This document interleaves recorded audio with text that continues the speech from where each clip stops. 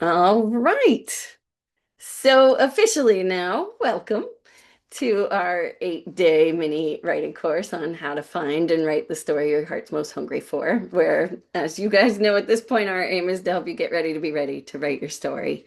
And yesterday's discussion was all about, where do you even start with your writing process? And today's chat is going to be a discussion a little deeper into that, really, about literal approach. Like, should you outline first or should you just pants it? But before we dive into that, for those who don't know me, I am Holly Payberg-Torroija. I'm a writer, producer, and former development exec. Now finding my true passion, which is coaching writers. And as you know, when I say coaching writers, I mean literally coaching them through the writing process of being a writer. That's where there's a reason books like The War of Art were written. It's the actual showing up every day and being a writer and not quitting and learning what your process is and how to flow with it and what's going to work best for you. That's all the kind of stuff that I help writers with. That's my passion. Um, and a little bit later, my partner Kelly will show up, who she is a memoir writer and a Jungian depth psychologist, because you practically need that to be a writer sometimes. She's also done an Emmy-winning documentary.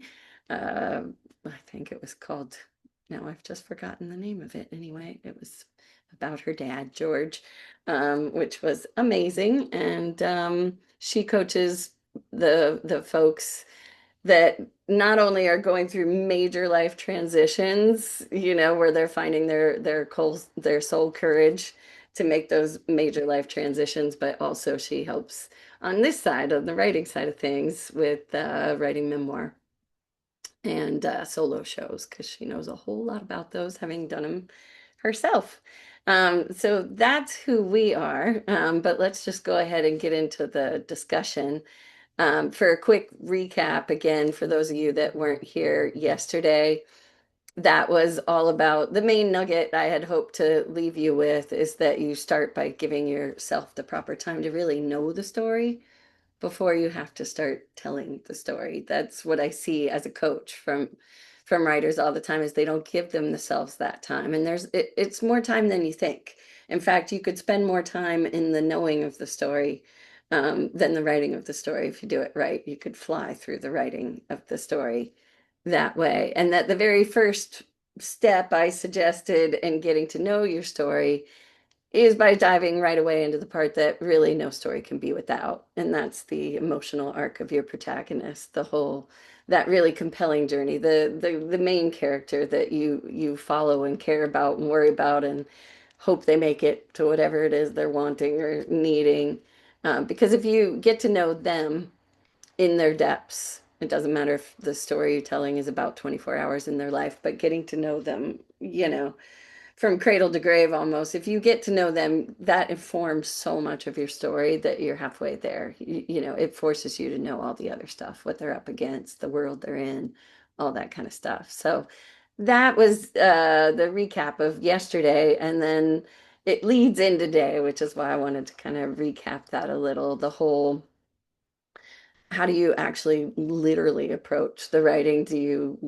What's better? Do you outline it first or just pants it? And so I figured, some of you might even want me to define what pantsing is if you're not familiar with that term, which is basically flying by the seat of your pants. It's like, that philosophy of you just show up, sit your butt in the chair and just start writing and don't stop until you're done. I think there's even whole contests around it. Like, isn't that what that NaNoWriMo, that I've never done it, but something like that. You just write and you keep writing.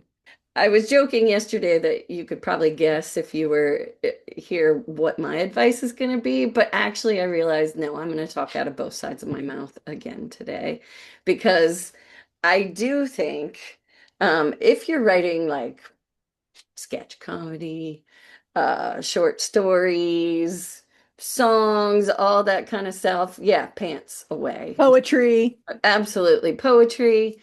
absolutely just the writing of it is the discovery process, and that it's fine. It's short form. It's best if you can get in a state where flow happens, and once that flow happens, just let it fly, just do the thing.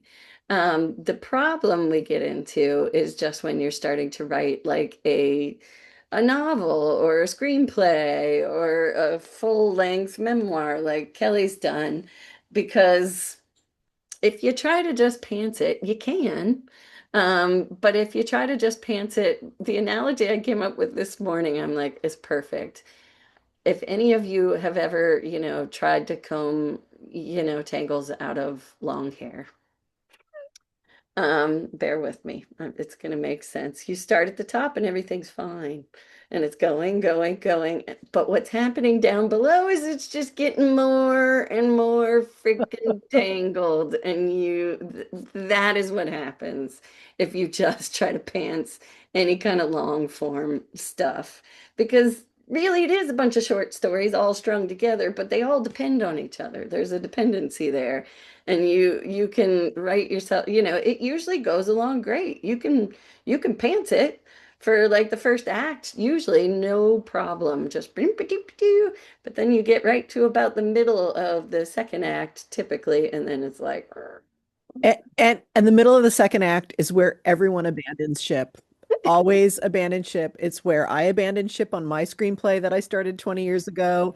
It's where everyone who goes to any kind of screenwriting Robert McKee yeah, class says, "Well, I made it this far." And that's such a good metaphor, Holly. I love that. And then you just have this rat's nest you do. of threads that are important, but you don't know how to untangle them and how they have relationship with each other. Oh my God. It's That is brilliant. exactly what it is. I mean, and I know from the pain of experiencing it. And then, God forbid, the worst thing that happens is that that first act and first, second part is brilliant. Like you did a great job. That's the worst thing that happens, because now you're really attached to a lot of the things that you created, only to find out that they might be a tangent, frankly. Um, they might need to end up on the old proverbial cutting room floor, and that is just, or you do what I've done with some of my earlier scripts. You try to justify keeping it all in there, and then it turns into like this wart on the side of your story because you or you get your brain in a complete and utter tangle. And so what I say about that, and Kelly and I were laughing about this yesterday. I see why people pants it, and I agree with, in theory, pantsing, because we both advocate for this big time in the process. There is this discovery process where you want to just roll. You just want to run, with your written word while you're thinking and all that kind of stuff. And that is important. And so what I say is pants the outline. Mm, yeah. Yeah, I agree because I was just going to say, for people who are writing memoir or personal stories, you have a real big intuition about what's going to be in Mhm. it ultimately, but you might not quite understand the significance of why it needs to be in there. So Mhm. pantsing it is kind of what I have clients do at the very beginning. And uh and is an important part of it. And it can go either way with memoir. You can pants it first or do more of a structured escorted outlining, which is what we're doing on the weekend. I'm Yeah. calling it an escorted outlining. Well, because it's information is what you're It doing. is. You It are is. exploring and you're getting information. And as writers, I mean, and I say this to my young self just as much as anyone else. With my young self, I thought I was just going to write a first draft and that would be the end of it. And everyone was going to tell me it was brilliant. And I just really, oh, was it a very sad thing for me at first, the revision. I rejected the whole revision process deeply and utterly and just thought that meant all kinds of things that it did not mean. But anyway, yeah. But this is an important point you're making, which is this is the difference between kind of the adolescent artist Hmm. versus the more mature artist. The Hmm. adolescent artist will tell you that everything is special and important and have to be in there, and that's fine. There's Hmm. nothing wrong with that. But if you bringing things into a marketplace or want it to be recognizable or meaningful to more than just you need to think about it differently. And we're not talking about fine art here. We're talking about storytelling. Talking about story. And so Yeah. the thing is with outlining is this. It's really just more about more metaphors. It's like data management. When you're dealing in pages, you're dealing with all the details and it's just too big. So instead, if you're pantsing your outline, which really means that you are exploring on the page, but you're not getting attached to any of your words. It's the equivalent of journaling in order to find out what happens in each. Like the weekend we're about to do is when we talk about the beats, we literally mean the pivotal, the bones of a story. It's like those pivotal moments that must happen, and if they don't, you don't have a story. And so your story, all the details hang on those important pinned moments. And so what we're talking about, the very beginnings of, first you create the beat and then you create a more expanded outline, which I'll talk about a little bit further. But you can pants all of that in the sense that you're exploring on the page and talking to yourself to even figure out what those there's a lot of writing that goes into then being able to, like, you see my note cards back there, which are the beats, where I summarized it sort of down to, oh, right, in this first section, this happens. And then this happens. But in order to know the this happens of it all, I went through a whole world of discovery and then even was like, and then did, which is what's nice, get to second act and go, oh shit, actually, this needs to happen over here, and maybe then this needs to happen over here. But when you just got little cards, and you're keeping it that data management point, when you can hold it in your brain a lot easier with a long story, you can stay in experimental mode and get to play with making sure there's really great payoffs at the end. In fact, a lot of times when I get stuck in the middle, like people often do, that's when I'll go to the end. So yes, Christina, that is exactly. I'll go to the end a lot of times then and start working on the beats of the end and work backwards to make sure. In fact, I've never written thrillers, but I would imagine they write the whole damn thing backwards. I would think you would have to. You Yeah, know, I think mystery and thrillers are mm-hmm. a lot of back and forthing because you do have to put red herrings in and You do. clues, You have to and plant. yeah, you have to plant so much subtle ways, not so subtle ways, and things like that. Yeah, absolutely. But with memoir too, it is important to, there's some reason you want to tell your story. You got somewhere. You had some sort of revelation. Something happened in your life. So you're not pantsing the outline in that way, but you are starting a bit with the ending, and you do, in some Mm-hmm. ways, have to reverse engineer, which is really great for people, actually. And this is why Mm-hmm. I also invite non-story writers to come in to this weekend because you do a little forensic on your own life. Like, Yeah. because the reason I wrote my memoir was because I want to understand, like, how did all that happen and how the fuck did I get here? Like, that's the question. How the fuck did I get here is really the answer that you're looking for. And for the hero too, in a fiction thing, is how did they get there when they started so far away from that, you know? So, yeah, reverse engineering from endings once you've pantsed it in or you know it enough is going to be a lifeline for you, especially middle of second act forward. You almost can just use the ending to help you figure out, especially in fiction, how to get there. Exactly. So if you were truly pantsing without any of that pre-work of outlining, I guess what I would say is you'd miss out on all that chance while it's still manageable, while it's Mm. still not Because if you have to go back and read everything you like, you've got this nice, it's much more in the macro and you can play around and you can experiment and you can make sure you really, really have a handle on your story. And I know some people don't do it too because they're afraid, Kelly and I were talking about this yesterday, they're afraid that it won't be fresh anymore. Like if they, if they, but yeah, It will. It it's will, the because opposite. this is the Hmm. story your heart has to tell, and it's probably already been hanging around and poking at you for a long time. It's not going anywhere. It's actually going to be so happy that it has a place to live now Hmm. and a little house to move into. So if anything, it's going to heighten the freshness of it all because you are now going to be inspired in a Yeah. whole different way. Well, yeah, your own inspirations inspire new inspirations is what happens, and that's where that great layering comes from. Because I mean, it is literally, again, I look at my old little my baby artist self and kind of laugh at her a little bit because it's like now, knowing what I know now, I see there's no friggin' way you can figure it all out in one draft.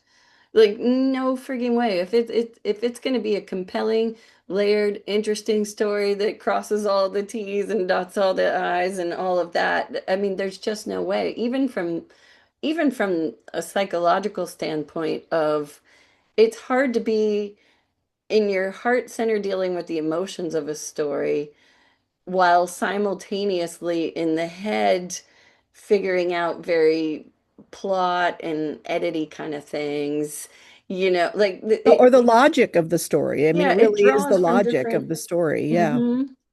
That's such a great point because you are having to kind of do that dual dancing anyway on some level. Hmm. You're always kind of witnessing and then going back in. But if you're witnessing and having to figure out and being inside the emotional truth of it all, you're gonna feel very lost too. It's gonna be an uncomfortable writing process. You're not Yeah. gonna you're not gonna love the You will process. not love the process, and I did not, so I get it. And I think that's where writer's block comes from, to be honest with you. I think it's less, I would call it maybe writer's traffic jam. I think you're trying to do too many aspects at once that don't go together. It's too much executive function or Yeah. something like that, where your brain goes, I don't know what I'm supposed to be doing right now. So therefore, I'm going to do nothing. Yeah. And if you could give yourself permission, that's what we try to do in the curriculum too, is give yourself permission to focus only on this aspect for a little while. Like Yeah. think of your entire story only from this point of view for a whole pass.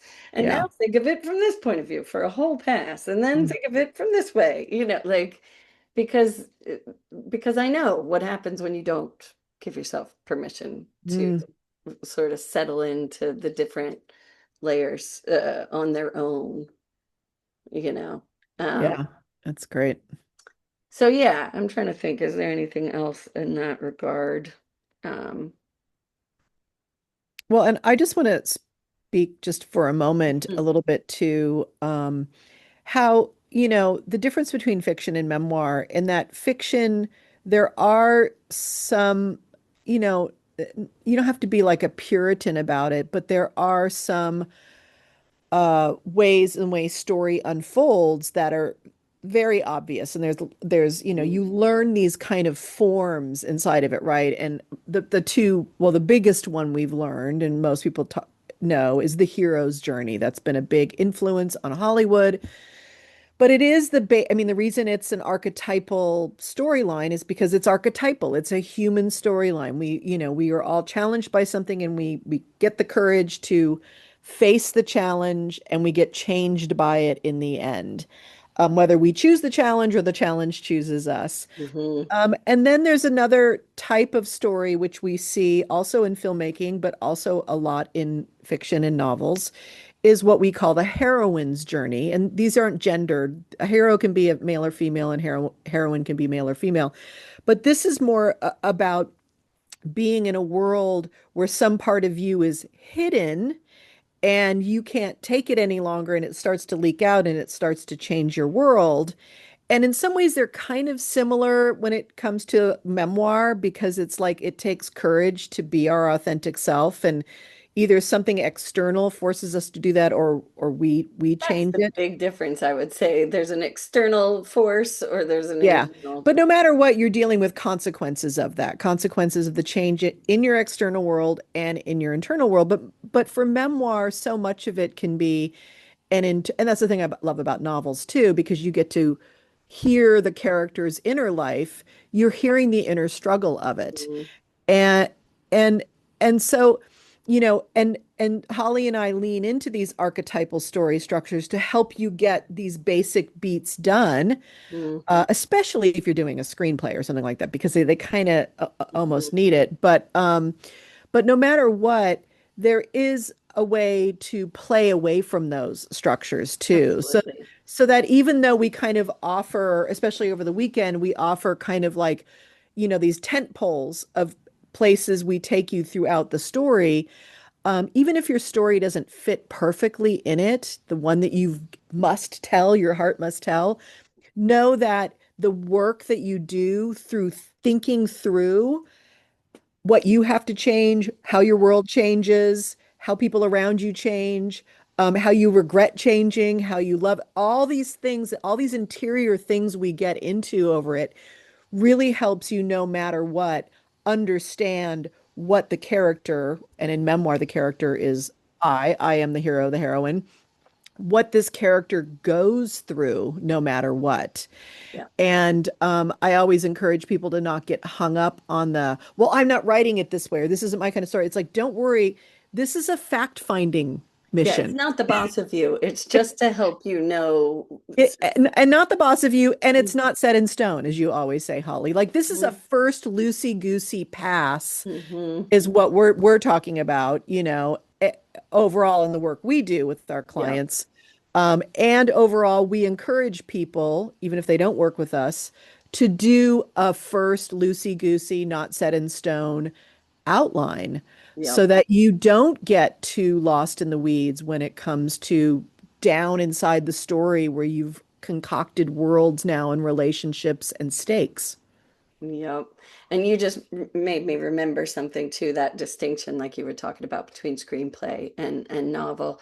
Because like with folks that I work with that are writing novels, with them sometimes after we do like a weekend like we're about to do where they do find those major beats, which is really rudimentary. Like it's just the tiniest version of this happens and this happens and this happens. Where I would say then an outline is like helping you find all the connective tissue and planning that ahead of time between each of those things that happens. I would say for novelists, a lot of times I'll say maybe from there you start pantsing from your, like sometimes I'll have them stick their beats right into a document just so Hmm. it's like a little talisman. It's just and then it treat it like an accordion and they can just start pantsing from there because like you said in a novel, you get to write everything people are thinking. I mean, there's a lot of leeway with a novel in telling your story. But with screenplay, I say outline to an inch of your life if you can.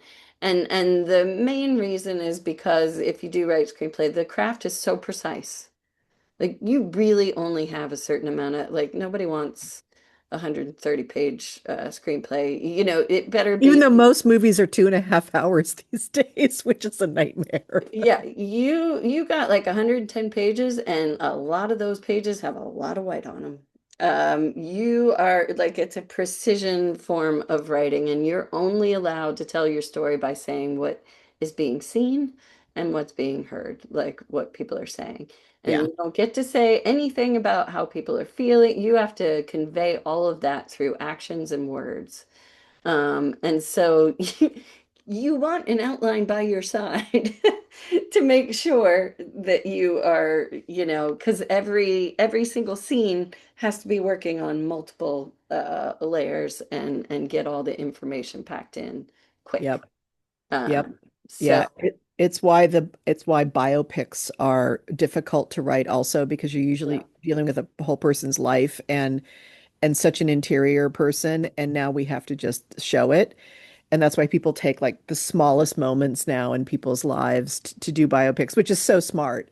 yeah, I've Yeah. been dancing with this for 10 years with people who want to do biopics of my You dad, try to do too much. and they Yeah. try to do too much and then they lose everything, or they try so narrow that it's like, yeah, but then people in 10 years are going to think that's what his whole life is about. It's like it's such an interesting, Hmm. that's a whole different conversation. But yeah, but that's the thing about memoir too. Memoir, like we've been talking, can be cradle to something, Hmm. or it can be a section of our life where something happened, where there was some heroic thing that happened that you were challenged with. Yeah. Something, a big event happened that changed the trajectory of your life, which is what I'm writing about right now. My dad dies, my Hmm. life changes. And how do I deal with that? And what's really happening for me? Yeah. Yeah. The moment. So yeah, with screenplay, take it from someone who was in development for a lot of years. If the script has foundational problems because they haven't done that outlining and they're kind of figuring it out on while they're writing it in the scenes, that is so hard to do revisions on. Because it's structurally a problem and there has to be massive things done to it. Which is a problem when you're dealing with something that, again, has to be so precise. But if you've already figured all that foundational stuff out, then it's just tweaking dialogue and this and that. You could work with actors and, I mean, there's so much you can do to make sure it's really conveying with some panache and that every character has a unique voice and all that you get to work on that aspect. And it just gets better and better. The more you work on, you get the benefit of it gets so great. But yeah, if it's foundational, it's painful. It is painful. It's really hard because some of the scenes are fucking fantastic. But they don't work and you're trying to figure out why and it gets it gets tough in there. That's Well, all I have to say about that.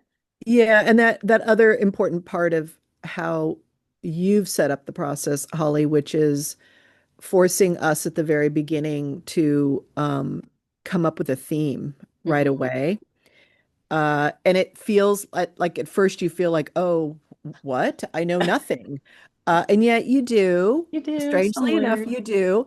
And having just kind of peeked at some memoirs lately of famous people, you can, there's this thing where people want to people want to see behind the curtain for celebrities and things like that. So they want these salacious stories or just insider stories or just even to hear like what the person drinks for breakfast or whatever, Mm. which is all fine and good. But I find that they become these like standalone chapters that don't have any Reason. threading to them or Hmm. any reason. Like what this person hasn't even really looked over their life to see Hmm.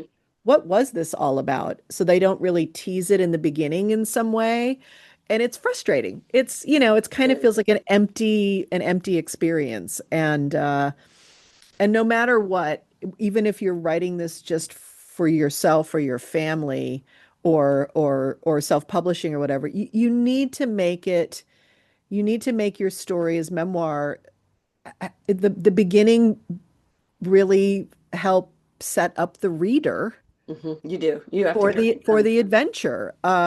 Even if it's the most subtle adventure possible. But Well, and you don't have to hit them over the head with it. It's one no, of those things no, where if you know it, you will lead them.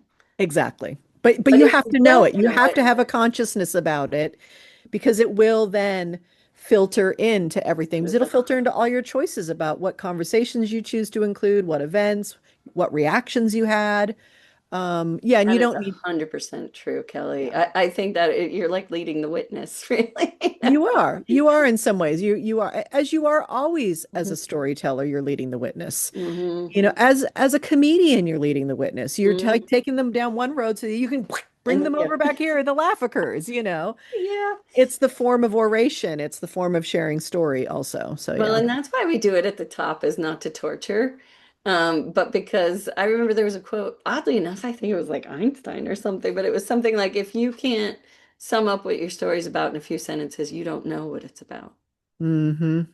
And you have to, as a writer, know what it's about. And of course, your story's about a lot of things, but there's Yes. one thing it's really about. Yeah. and you have to know what that thing, like there's one underlying thing that, again, I think Kelly was talking about that yesterday, that if that wasn't there, the whole thing falls apart. Like, so And that is and that then outlining gives you the advantage of really making sure, am I still serving this theme? Am I still serving the challenge that the hero slash yeah. ego? And it helps you clarify that theme. Like Yeah. absolutely, you take a guess at first, and then as you go through that outlining process, it starts to be, oh, okay, actually, it's really this. Like you start tweaking on the variations of what that theme is, and by the end, you be like, right, this is what it is. But it keeps guiding you like we'll use it like the true north of it all. It keeps Hmm. guiding you through the writing process, even just keep continuing to reach for the what is it, Yeah. like in its most, like we do sometimes, you and I, with the coaching, like what's the stand for this day or whatever. And knowing Yeah. the stand, then everything else makes Right. You filter your choices and your thoughts hmm through the stand. Exactly. hmm Yeah. yeah.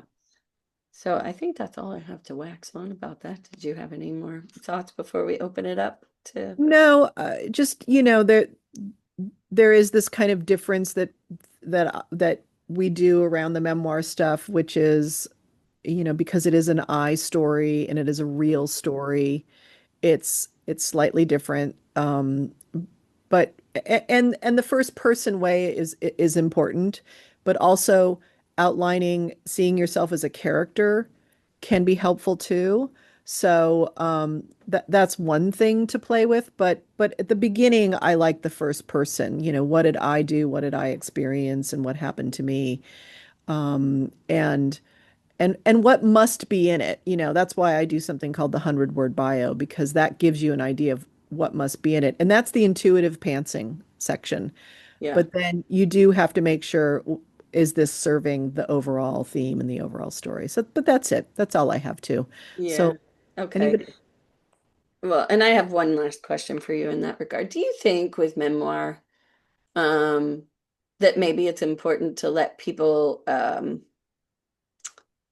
remember their stories in whatever order they come? oh Like yes. Oh, maybe use the 100%. prompts out of order, for example, just to. I would say use the prompts in order, Hmm but as you write, hmm choose which sections you want to write first. Like hmm what sections call to you, hmm or what sections feel easiest, hmm maybe. hmm That that like have to be told, because then that might be then something that everything else will hang on. hmm Because if it's a story that's somewhere in the middle, then you're going to be moving towards that at some point, hmm and you're going to be moving away from it. Yeah. So you can get, and that's more when you're kind of like big picture looking at it. But I think it's fine to follow the prompts in a more linear fashion, Yeah. uh, because that's how you write your bio too. You start here, you kind of end here. The parentheses Yeah. are important, but really, what are those things in the middle that have to be spoken and told for audience to understand them? And audience can be yourself also, by the Right. way, usually is Right. to begin with. Well, let me also mention that you're not going to go through the prompts once. There's people here that have gone around them, circled around them many, many times because you can't. You can't. You So can't. it's a circular process. It's not meant to be It so is, and linear. sometimes, Yeah. yeah, and sometimes you're not ready to answer part of it. You need kind of Mm-mm. some Big information to scoop. kind of Hmm put the synopsis of what the part's about, but it's like, oh, I haven't even gotten to how that affected my mother or how I think it's going to affect Right. my mother. That's going to be for another day. Write a note about that. But yeah, you can't do it all at once. You do what your psyche believes is necessary to get you to this first step of it. Yeah. All right, good. Well, that was the talk portion, so we can say goodbye to all the Oh, people in all the YouTube people on land. the Yeah. YouTube. Bye, YouTube. All Bye. the recording will be up later. Bye.